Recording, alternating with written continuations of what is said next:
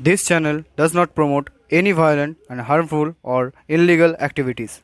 All content provided by this channel is meant for an educational purpose only.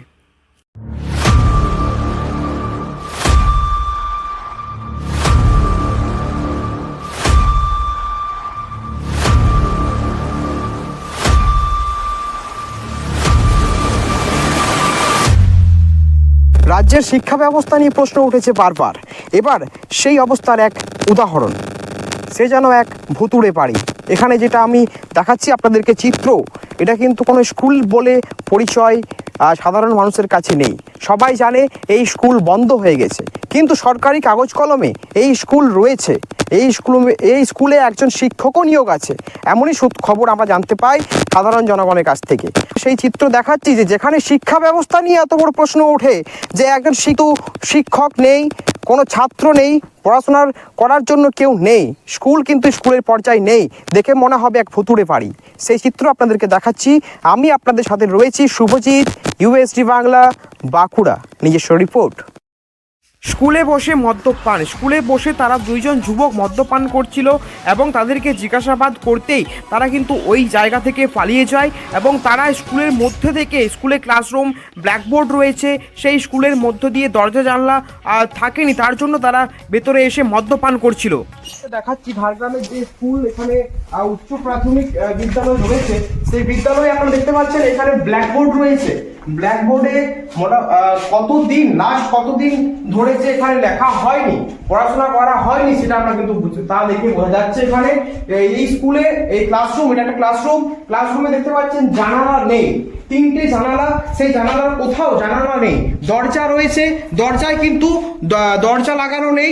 এই হচ্ছে আপনাদেরকে আমি দেখাই, এখানে যে মেঝে, এই মেঝের অবস্থা দেখতে পাচ্ছেন। এখানে দেখে মনে হচ্ছে যেখানে কোনো গরু বা ছাগল এখানে বসবাস করে।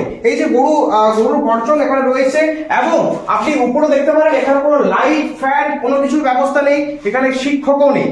কিন্তু এই স্কুল কাগজ কলমে রয়েছে এই স্কুল, এমনকি এই স্কুলে লোকাল লোকেরা এখানে মদ্যপান করে, মদ খায় এবং এই আপনাদেরকে সেই চিত্র আমি দেখেছি, ক্যামেরায় আমাদের বন্দী হয়েছে। আরো আপনাদেরকে দেখাবো ক্লাসরুম, এটা একটা ক্লাসরুম রয়েছে, সেই দ্বিতীয় রুমও আপনাদেরকে আমি দেখাবো। দ্বিতীয় রুম এখানে দেখতে পাচ্ছেন আপনারা, এটা হচ্ছে দ্বিতীয় রুম। এই দ্বিতীয় রুমও সেম অবস্থা, একই অবস্থা। এখানে নিচে যে রয়েছে, নিচটা তো দেখেই মনে হচ্ছে যে এখানে গরু ছাগলের বসবাস থাকে। এবং ব্ল্যাকবোর্ড দেখতে পাচ্ছেন, ব্ল্যাকবোর্ডে অনেকদিন ধরে লেখা হয়নি। ব্ল্যাকবোর্ডের যে অবস্থা, আমাদের এখানে শিক্ষা ব্যবস্থা নিয়ে বারবার প্রশ্ন উঠেছে। সেখানে এই জানালা দেখতে পাচ্ছেন, এই জানালায় কিন্তু কোনো জানালা লাগানো নেই এবং ধরে বন্ধ রয়েছে। 3 বছরের মতো বন্ধ রয়েছে। আচ্ছা, এখানে শিক্ষক আসে না? ওই ক্যাম্প খেয়ালি আসে, বলে আমার অফিসেই কাজ বেশি। এখানে ছাত্ররা তাহলে কোথায় পড়াশোনা করার জন্য যায়? সরকারিয়া। আচ্ছা, এখানে শিক্ষক তাহলে, এখানে আমরা যে আজকে চিত্র দেখলাম, যে আমরা যখন খবর করতে গিয়েছিলাম সেখানে দেখলাম 2জন ছেলে মদ্যপান করছে। এখানে কি এটা রেগুলারই হয় নাকি আজ প্রথম নতুনবার দেখলেন? কি করবে, বর্ষার সময় গরু ছাগলও ঢুকে যায়। কপাট নাই, দরজা নাই, জানলা নাই। আচ্ছা, মাস্টার নাই, ছেলে নাই। আচ্ছা, আপনাদের এখানে যে স্কুল রয়েছে উচ্চ প্রাথমিক বিদ্যালয়, সেখানে শিক্ষক নেই, ছাত্রও নেই, স্কুলে দরজা জানলা নেই, কি বলবেন এই জিনিসটাকে নিয়ে? কি বলবি, তো সরকারকে একটু তো নজর দেওয়া দরকার না? আচ্ছা, শিক্ষক এখানে আসেন? কোনো দিন আসে। আচ্ছা, হয়তো সপ্তাহে একদিন, আর সপ্তাহে এলোই না, এরকম হয়। এখানকার ছাত্ররা কোথায় যান? সরবরিয়া। এখান থেকে কত দূর হবে?